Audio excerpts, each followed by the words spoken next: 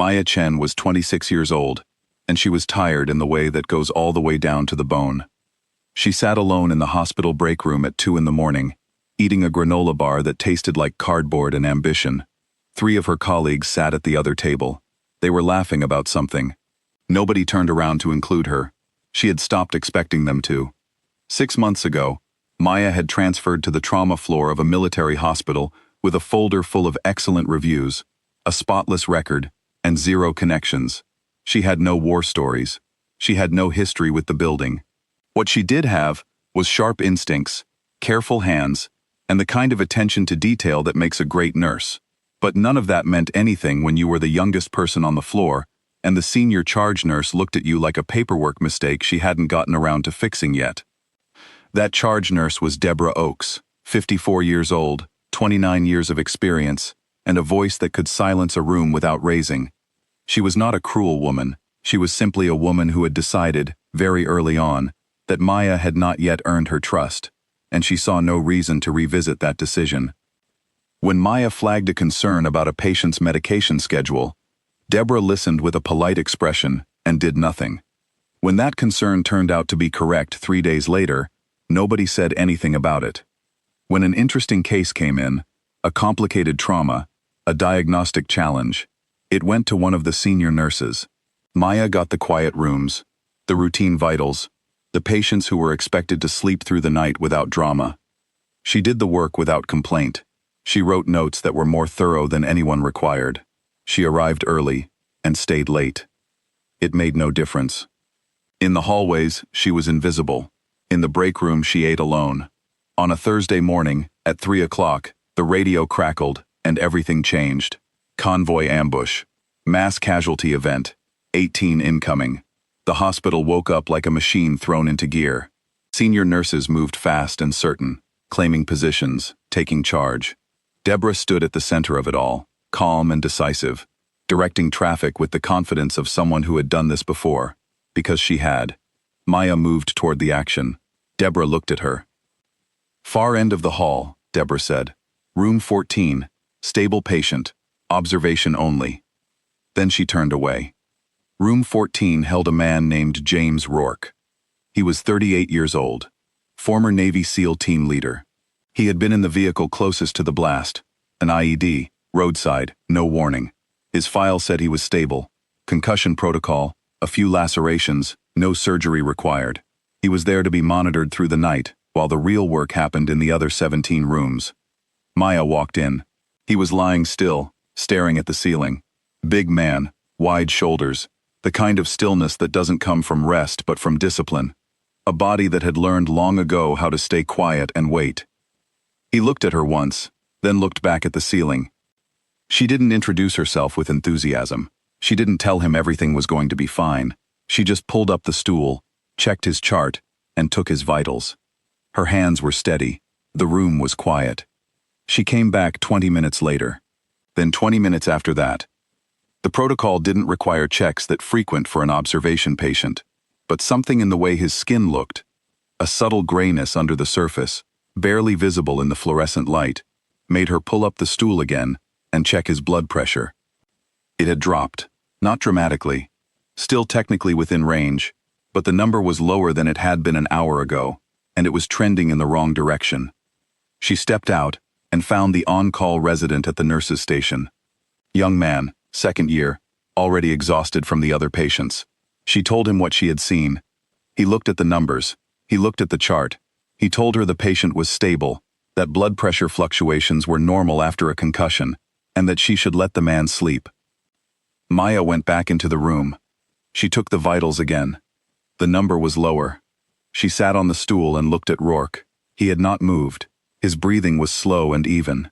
From the outside, he looked like a man sleeping off a hard day, but the numbers were telling her a different story, one sentence at a time, and she had learned a long time ago to trust the numbers more than the appearance. She went back to the resident. She told him she wanted a CT scan ordered. He said no. He said she was watching a man sleep and that she needed to trust the assessment. His voice had an edge to it, the edge of someone who had been questioned one time too many tonight. Maya looked at him for a moment. Then she walked past him to the phone on the wall and called the attending physician directly. She knew what she was doing. She knew she was bypassing the resident, bypassing the chain of command, bypassing every unwritten rule about knowing your place. She knew that if she was wrong, there would be consequences that would follow her for months. She made the call anyway. The attending came. He reviewed the readings. He ordered the CT. The images showed a subdural hematoma, a slow, quiet bleed between the brain and its protective covering, invisible from the outside, invisible to the eye, the kind of injury that doesn't announce itself until it is too late. The neurosurgeon said that another 2 hours without intervention, possibly less, and the patient would not have survived the night. Rourke was taken to emergency surgery before 4 in the morning. The rest of the floor barely noticed. There were 17 other soldiers in 17 other rooms, and the night had not slowed down. Maya stood in the hallway and watched the gurney disappear around the corner, and then she went back to room 14, which was now empty, and she stood in it for a moment by herself. The shift supervisor found her 20 minutes later. He told her, in the careful language of someone delivering a formal message, that while the outcome had been fortunate, her decision to go directly to the attending physician without following proper procedure had been inappropriate, that the resident's judgment should have been respected, that in the future she needed to work within the chain of command. She nodded. She said she understood. She meant neither. She finished the remaining 2 hours of her shift, drove home in the pale early light, and sat in her car in the parking lot of her apartment building for 11 minutes. She was not crying. She was simply sitting. Then she went inside. 3 weeks passed. The floor returned to its normal rhythm. Deborah continued to assign the straightforward cases to Maya. The resident who had dismissed her concern was reassigned to a different department, for reasons officially listed as personal preference, though everyone on the floor had a quiet understanding of the real story. Nobody talked about it directly. Nobody mentioned room 14. Life moved on, the way it does in hospitals, where there is always something new demanding your attention. On a Tuesday morning, 3 weeks and 2 days after the night of the ambush, Maya walked onto the floor for the start of her day shift. She heard it before she saw it. The break room chatter stopped, not gradually, all at once, the way sound stops when something happens that doesn't fit the normal pattern of the day. She turned the corner. Standing in the hallway outside the nursing station were 17 men. They were not in hospital gowns. They were in civilian clothes, clean shirts, pressed pants, the careful presentation of men who had put effort into looking like they hadn't recently been in surgery, or intensive care, or physical therapy. Some of them had visible bandages under their sleeves. One of them was in a wheelchair. One of them was on crutches, his weight balanced with the natural ease of someone who had been injured before and knew how to carry it. They were standing in a loose formation, not military tight, but ordered in the way that people order themselves when they have spent years learning the value of it. At the front of the group was a tall man with a bandage at his temple and steady, dark eyes. James Rourke.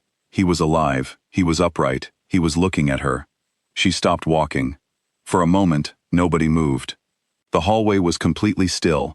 Nurses behind the station, aides in doorways, the resident who had dismissed her standing at the end of the hall with a paper cup of coffee frozen halfway to his mouth.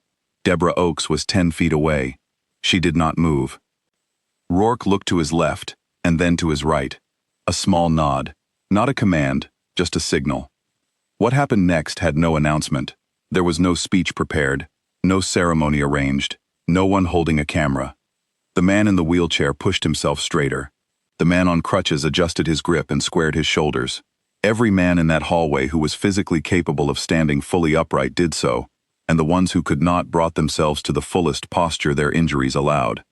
18 men, every one of them looking at her. "Ma'am," Rourke said. His voice was quiet, not soft. The voice was strong, but quiet in the way of something that does not need to be louder to be understood.